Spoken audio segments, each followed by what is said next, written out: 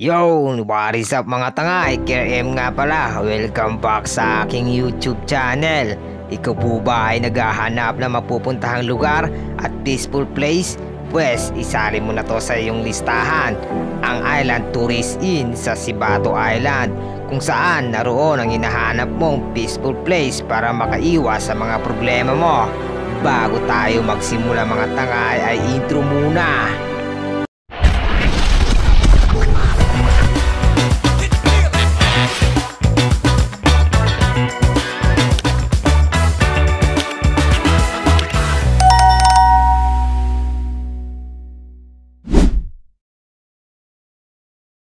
Maraming salamat sa iyong pag-subscribe tangay. Sana isuportahan nyo pa ako sa mga video ko na i-upload katulad na lamang nito. Ngayon ay dadako na tayo sa ating tatalakayin. Ang Sibato Island ay isang isla o isang barangay na nakahiwalay sa mismong bayan ng Kaluya. 15 minutes ang biyahe sa bangkang maliit bago marating ang Island Tourist Inn. Ang Island Tourist Inn nga pala ay isang beach resort na nakatago sa isla ng Sibato.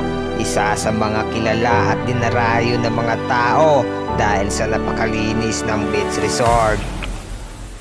At kamakailan nga lang ay may ang sikat na aktres ang naispatan at dinayo, pinuntahan, naligo at nag-experience sa ating isla ay walang iba kundi ang nag-iisang Pinay aktres na sikat na si RC Munoz.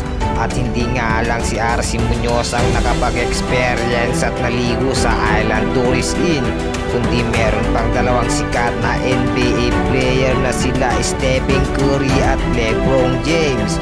Isang karangalan sa bayan ng Kaluya ang mapuntahan at ma-experience ang Island Tourist Inn sa Sibato Island. At dahil sa tatlo kong nabanggit ay unti-unti nang nakikilala at pinupuntahan ang mga kilalang beach resorts katulad na lamang ng Island Tourist Inn sa isla ng Kaluya.